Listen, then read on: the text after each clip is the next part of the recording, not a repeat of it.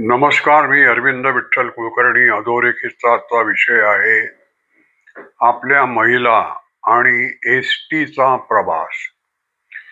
मित्रहो, आपण स्वतंत्र झालो त्यावेळेला आपण ज्या संकल्पना स्वीकारल्या त्यांचा चुकीचा अर्थ आपण लावला. पैकी लोकशाही आणि धर्मनिरपेक्षता.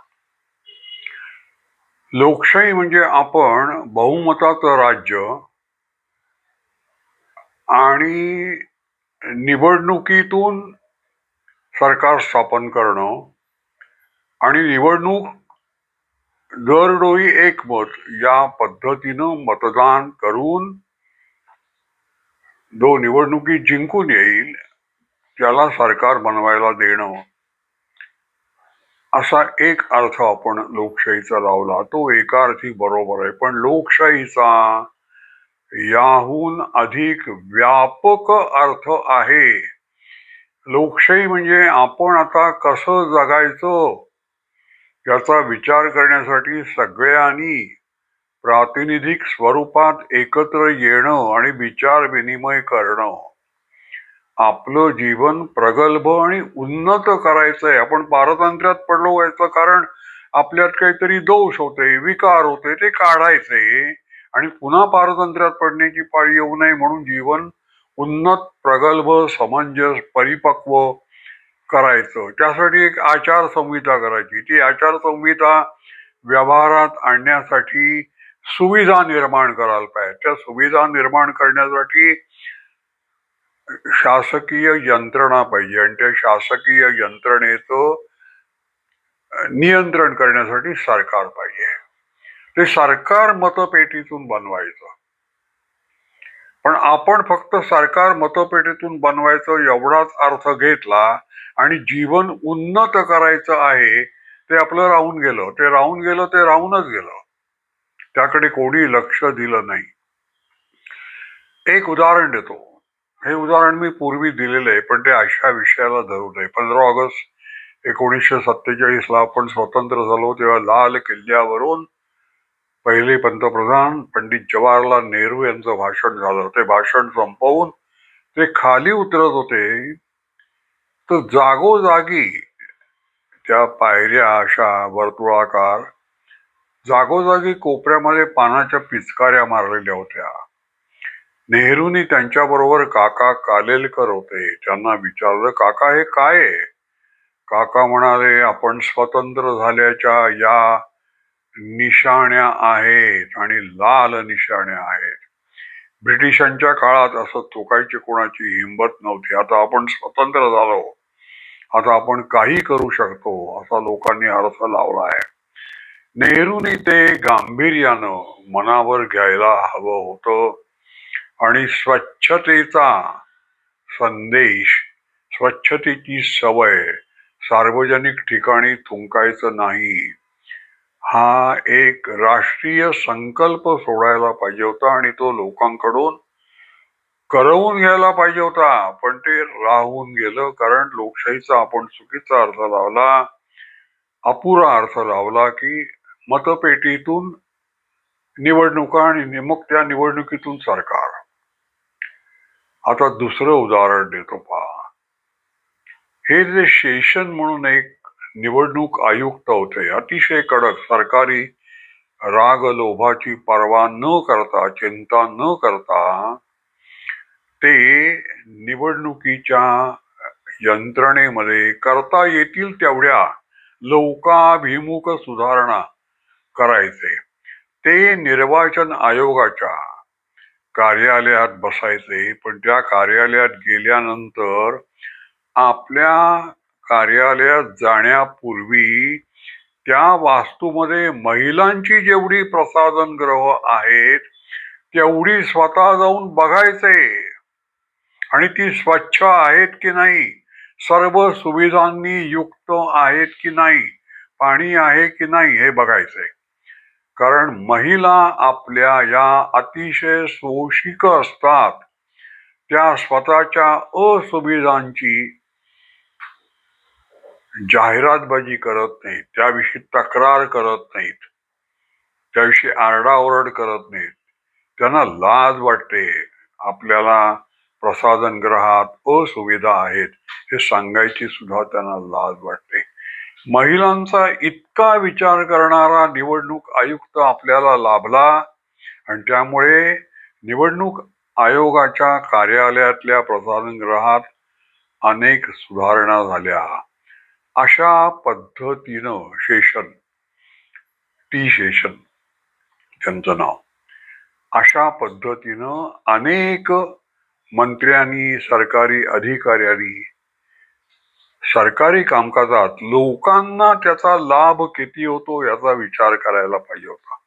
हे सगळं मला आठवायचं कारण असं की पहा, एक जानेवारी महिन्यात या वर्षाच्या पुण्यामध्ये स्वारगेट एसटी डेपो मध्ये सकाळी मला वाटतं एका मुलीवर एका बसमध्ये बलात्कार करण्यात आला. काचा बिचा लावून त्या मुलीचा आवाज बाहेर जाऊ नये म्हणून. आणि ती एसटी अशी बाजूला लावलेली होती, काहीतरी बिघाड झाला होता म्हणून. पण तिथे फिरणारा एक तरुण तो तिला मुलीला स्टेशनवर एकट्या मुलीला बघून घेऊन गेला आणि मग त्यांनी बलात्कार केला. त्याला शिवसेनेच्या महिला आघाडीनं स्वारगेट बस डेपोची पाहणी केलीच, पण महाराष्ट्रातल्या अन्य एसटी डेपोवर महिलांसाठी काही महिलांची सुरक्षितता आणि महिलांची स्वच्छता या दृष्टीनं काही व्यवस्थित मांडणी केलेली आहे की नाही, आखणी केलेली आहे की नाही, सुविधा विचार केलेला आहे की नाही याची पाहणी करण्यासाठी फेब्रुवारी आणि मार्च महिन्यामध्ये सर्वेक्षण केलं. मनीषा कायंदे आणि शीतल म्हात्रे आणि अन्य महिलांनी 20 जिल्ह्यातून एकूण 87 बस डेपो महाराष्ट्र राज्य मार्ग परिवहन मंडळाचे 87 डेपो निवडले आणि पाहणी केली. आणि त्यांच्या असं लक्षात आलं, काही म्हणजे काही नाही, त्या डेपोवर गेल्यानंतर तुम्हाला एक एसटी येते, ती तुमची असेल तर तुम्ही बसायचं आणि प्रवासाला लागायचं आणि तुमच्या गावाला जायचं. ज्याच्या व्यतिरिक्त काहीही सोय नाही. प्रसाधनगृह अत्यंत अस्वच्छ, CCTV आतमध्ये नाही, बसमध्ये पोलीस नाहीत, महिला पोलीस नाहीत,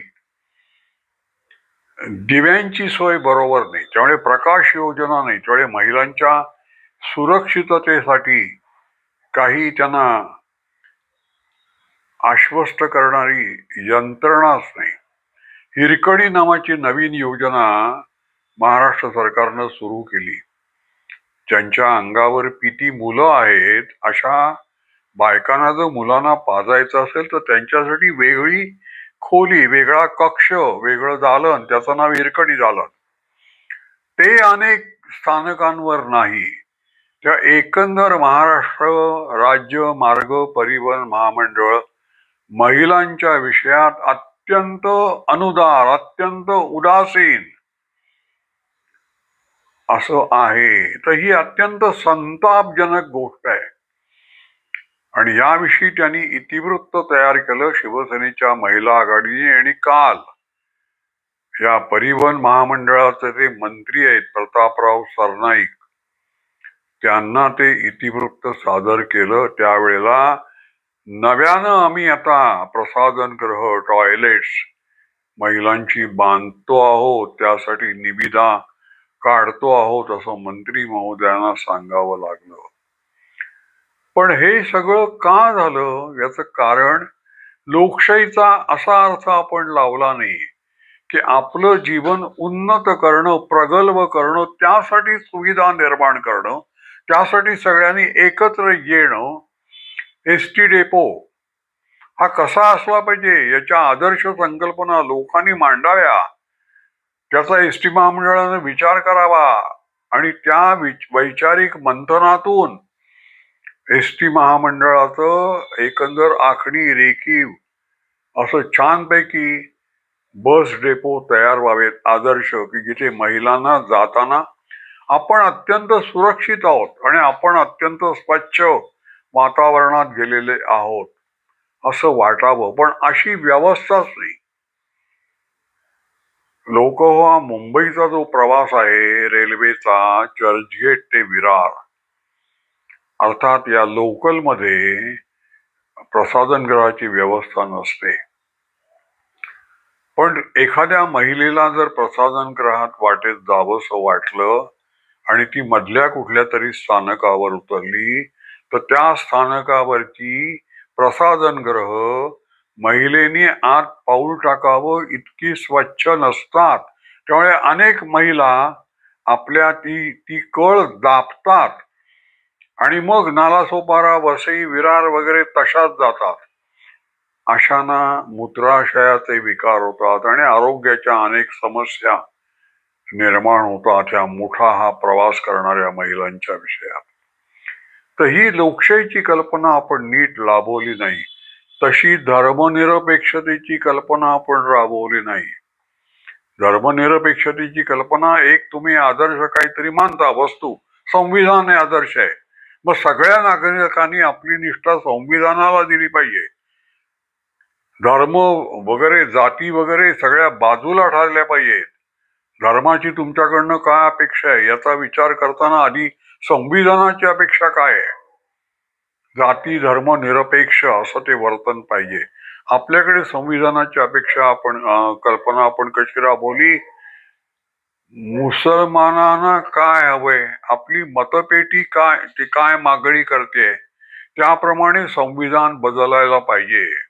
संविधानाकडे दुर्लक्ष करायचं आणि मुसलमान हे जर आपली मतपेढी असतील तर त्यांना हवं तसं वागू द्यायचं. हे आता काल केंद्रीय गृहमंत्री अमित शहा हे पश्चिम बंगालमध्ये मुर्शिदाबाद जिल्ह्यात बोलताना त्यांनी हाच आरोप केलाय की ममता बॅनर्जी आपल्या मतपेढीकडे केवळ लक्ष देत आहेत, भारताकडे नाही. आणि म्हणून ऑपरेशन सिंदूरला पाठिंबा देताना त्या कच खातायत, हायगाय करतायत, पूर्ण मनापासून पाठिंबा देत नाहीयेत. याचं कारण मतपेढीचं राजकारण. आपली मतपेढी जर मुसलमान असेल तर मुसलमानांना हवं तसं वागू देणं म्हणजे धर्मनिरपेक्षता. मुसलमानांनी भारताचं सार्वभौमत्व, सुरक्षितता, एकात्मता, अखंडता लक्षात घेऊन त्याला प्राधान्य देऊन आपल्या निष्ठा व्हायला पाहिजेत.